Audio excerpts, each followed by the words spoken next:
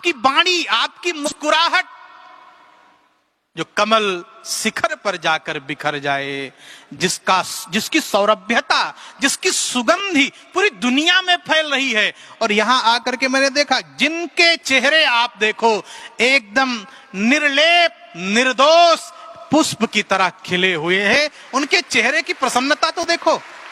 फिर किस जाति के हैं, किस धर्म के हैं, किस पंथ के हैं, किस मजहब पे हैं, फिर कभी चर्चा कर लेंगे। किसकी पूजा करते हैं, किसकी आराधना करते हैं, फिर कभी चर्चा कर लेंगे। लेकिन इनकी चेहरे की प्रसन्नता को देखकर ऐसा लगता है कि जैसे फूल की कोई जाति नहीं होती, वो तो जो सामने आता उसको अपना सुगंध देता। ब्रह्मा कुमारी का भी कोई जाति धर्म पंथ नहीं, ये तो खुशबू बिखेरता है। इसकी तो सौरभ्यता पूरी दुनिया आज देख रही है। कुछ लोग कहते हैं कि महाराज जी वहां ऐसा है और भगवान की आराधना करने से रोकते हैं। कुछ लोगों का फोन भी आया मेरे पास, मैं इसीलिए यहां पर आया हूं। कुछ लोगों ने फोन किया कि सनातन धर्म का विरोध करते हैं और मूर्ति पूजा का विरोध करते हैं, और महाराज जी आप वहां कैसे जाते हैं। हमने कहा जब तक किसी को देखा ना जाए, जाना ना जाए, तब तक उसके ऊपर टिप्पणी न किया जाए।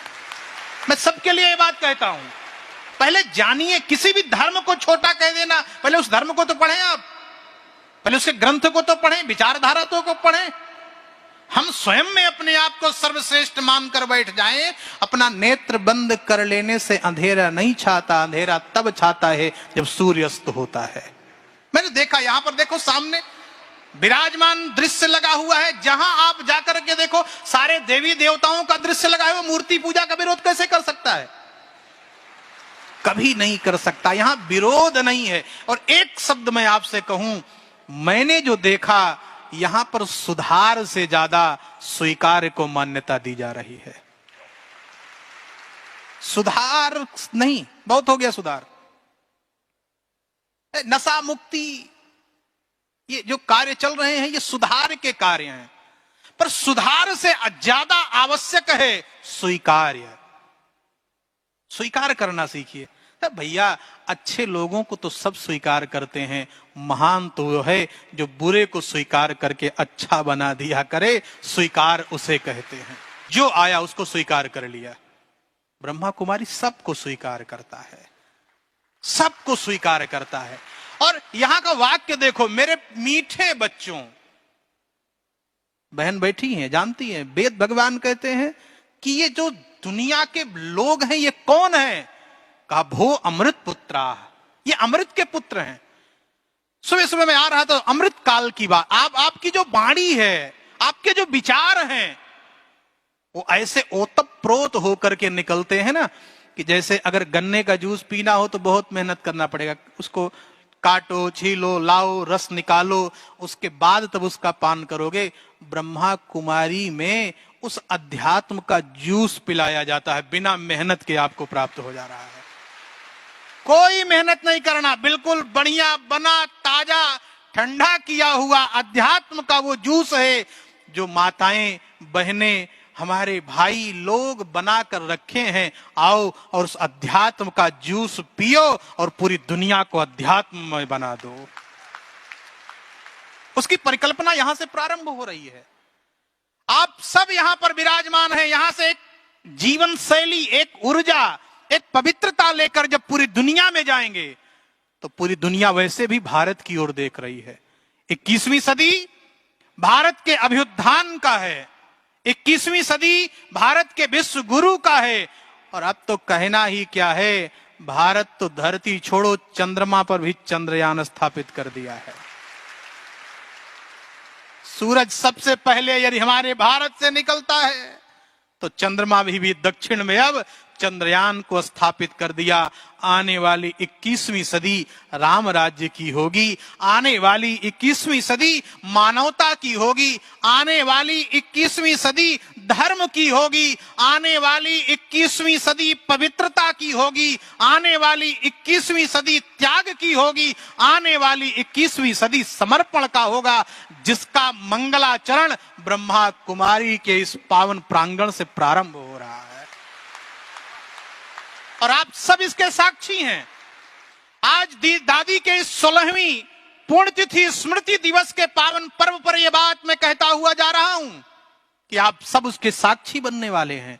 एक एक पुष्प अपनी सुगंध को बिखेरेंगे, एक एक व्यक्ति अपनी जीवन की नैतिकता और पवित्रता का पालन करेगा, तो ये पूरी दुनिया एक दिन स्वीकार करेगी कि नहीं नहीं, भारत विश्व गुरु था नहीं, भारत विश्व गुरु है। और आचरण की परंपरा यदि कहीं से मिलेगी तो वो भारत से मिलेगी और कहीं से नहीं मिल सकती है।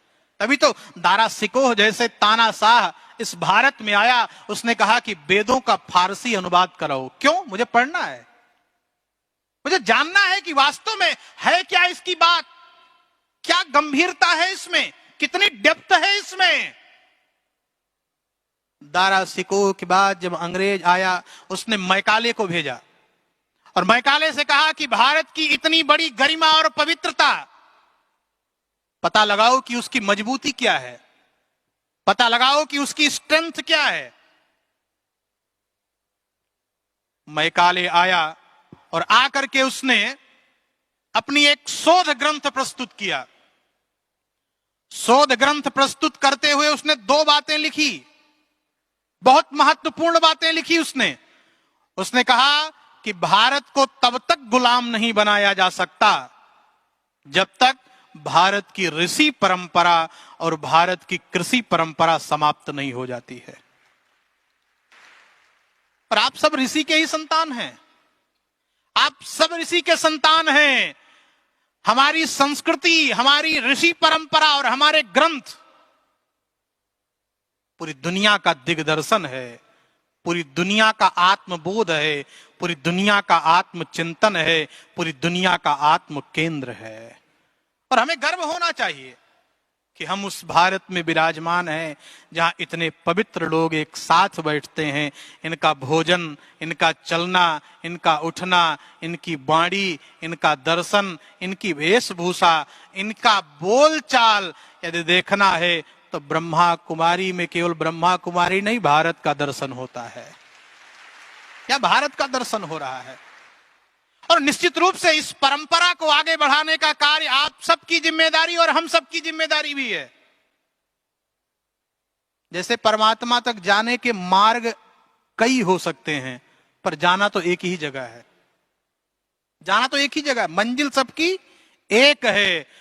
कोई ट्रेन से जाएगा, कोई प्लेन से जाएगा, कोई गाड़ी से जाएगा, तो कोई पैदल जाएगा।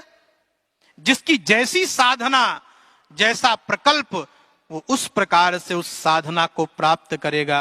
मैं बहुत बहुत धन्यवाद देता हूं हमारे मुकेश जी को, धन्यवाद देता हूं मैं चंद्रेश जी को, मृत्युंजय भैया को, और हमारी बहन जो हैं, जो इतना सुंदर इस मंच का संचालन कर रही हैं। निश्चित रूप से हमारी बहन मनोरमा जी और आप सब यहां पधारे लोग कि मुझे यहां आने का अवसर प्राप्त हुआ है। आप सब इसी प्रकार से दिव्यता के साथ, इसी प्रकार से पवित्रता के साथ, इसी प्रकार से अपने जीवन में अध्यात्म को पिरोकर एक दिन भारत नहीं पूरे विश्व में ब्रह्मा कुमारी छा जाए और पूरी तरह इस अध्यात्म और आनंद के परिचय से ओतप्रोत कर दे। मैं ऐसी मंगल कामना व्यक्त करता हूं और एक लाइन आपको सुनाना चाहता हूं।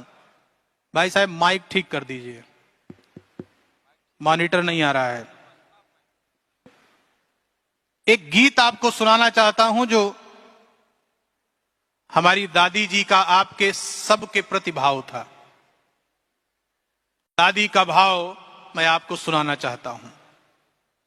अपने बच्चों से उनका संदेश है और दादी कह रही हैं, खुश रहो हर खुशी है तुम्हारे लिए, खुश रहो हर खुशी है तुम्हारे लिए, छोड़ दो आंसुओं को हमारे लिए, छोड़ दो आंसुओं को हमारे लिए, खुश रहो हर खुशी है तुम्हारे लिए। और दीदी ने क्या कहा, क्यों उदासी की तस्वीर बन के पड़े, जो यहां आ गया कोई उदास नहीं होगा। मैंने सवेरे सुना कि दीदी जिससे मिलती थी भोजन, रास्ते में आने में कोई समस्या, रहने का कमरा प्राप्त हो गया कि नहीं हो गया, यह वाक्य था उनका, सबसे पहला वाक्य यही था। क्यों उदासी की तस्वीर बनकर पड़े, गम उठाने को दुनिया में दादी जी खड़े।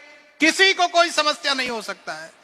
क्यों उदासी की तस्वीर बनके पड़े, गम उठाने को दुनिया में दादी जी खड़ी। मुस्कुराने के दिन है नया है भरो, मुस्कुराने के दिन है नया है भरो। मेरे रहते न खुद को परेशान करो, खुश रहो हर खुशी है तुम्हारे लिए, खुश रहो हर खुशी है तुम्हारे लिए। छोड़ दो आंसुओं को हमारे लिए, खुश रहो हर खुशी है तुम्हारे लिए। बोलो श्री सीतारामचंद्र भगवान की जय। श्री राम, जोर से जय श्री राम, जय श्री राम। ओम शांति, ओम शांति, ओम शांति।